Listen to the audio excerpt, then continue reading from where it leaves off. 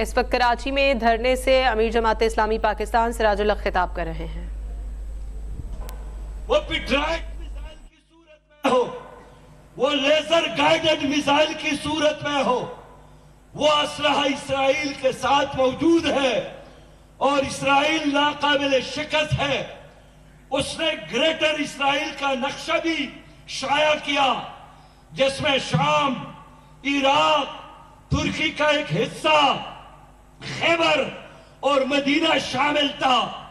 لیکن کل کے کارروائی سے وہ تمام خواب اسرائیلیوں کی، یہودیوں کے، ان کے سرپرستوں کے چکنا چور ہو گئے۔ میرے بھائیوں، گزشتہ صدی میں، گزشتہ ایک صدی میں یہودیوں کو کبھی بھی اتنا بڑا نقصان نہیں پہنچا ہے جتنا کل فجر کے بعد ہمارے فلسطینی بھائیوں نے گاڑیوں میں بیٹھ کر، موٹر سائیکلوں پر بیٹھ کر 7,000 راکٹ برسائے، اور اب تک جو اطلاعات ملی ہے 600 سے زیادہ یہودی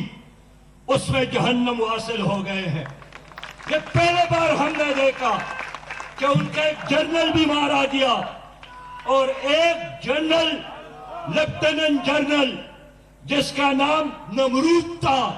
اس کو زندہ گرفتار کر کے غزہ لے آئے ہیں۔ آج فلسطین میں ایک جشن کا سما ہے، اور آج اگرچہ ہمارے 400 سے زیادہ فلسطینی بھائی شہید ہو گئے ہیں، لیکن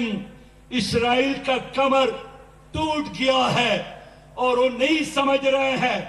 کہ ان کا موساد کہاں گیا، ان کے انٹیلیجنس ادارے کہاں گئے، امریکہ کی سرپرستی کہاں گئی۔ اور آج ایک بار پھر اللہ تعالیٰ نے ہمیں یہ دن دکھایا کہ اللہ غالب ہے، اس کے مقابلے میں کوئی طاقتور نہیں ہے۔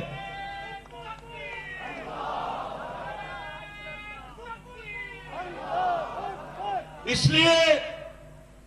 میں تو سمجھ رہا تھا کہ عالمی اسلام جو اس وقت 58 ممالک پر مشتمل ہے، عالمی اسلام جس کے ساتھ 74 لاکھ سے زیادہ افواج ہے، عالمی اسلام جس کے 9 سمندروں پر حکمرانی ہے، عالمی اسلام جس کے پاس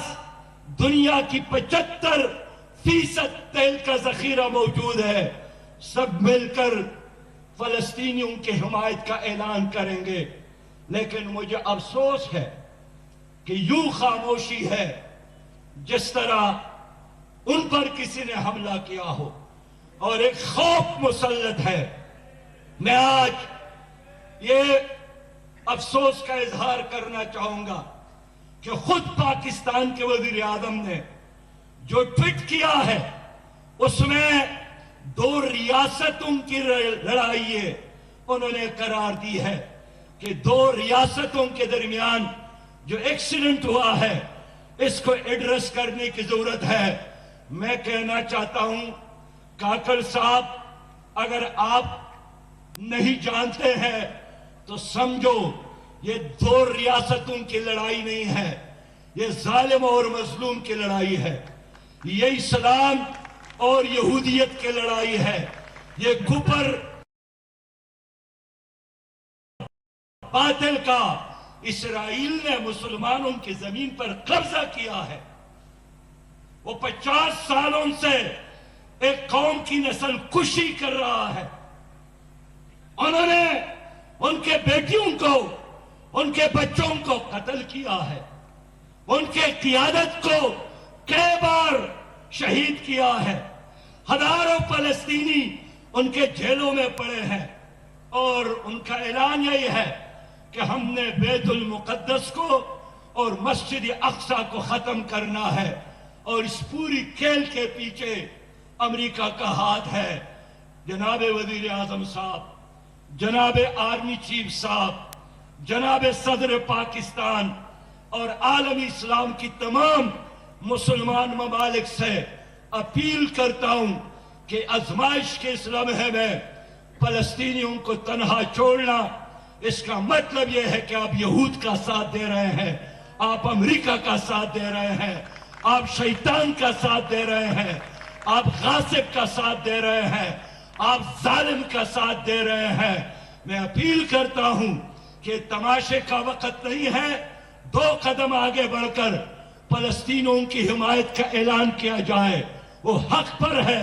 वो मजलूम है, ये ईमान का तकाजा है। मेरे भाइयों और दोस्तों, जमात इस्लामी ने इसलिए फैसला किया है कि हम 25 करोड़ पाकिस्तानी अवाम की तर्जुमानी करते हुए उनकी हिमायत का ऐलान करते हैं और हम फलस्तीनी अवाम को, वहां के मुजाहिदीन को पैगाम देते हैं कि अगर सारी दुनिया आपका साथ न दे, फिर भी एक ही मुल्क होगा पाकिस्तान की सूरत में, कि हर सूरत में इंशाअल्लाह ताला फलस्तीनियों के साथ नजर आएगा। हम हर कुर्बानी देने के लिए तैयार हैं।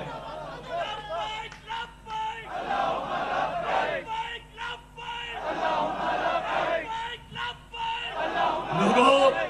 आज हजरत उमर रजी अल्लाह तआला अन्हु की रूह खुश होगी, आज सलाहुद्दीन अयूबी खुश होगा,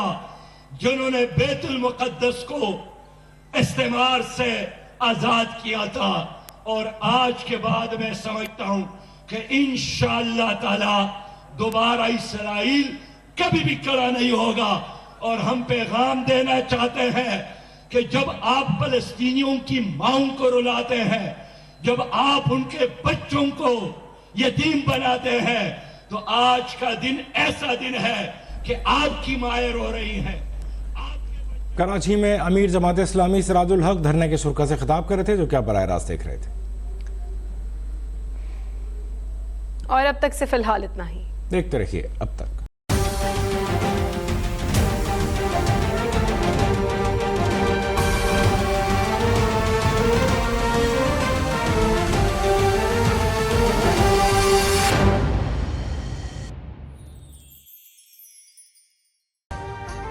अभी सब्सक्राइब करें ताकि कोई खबर रह न जाए।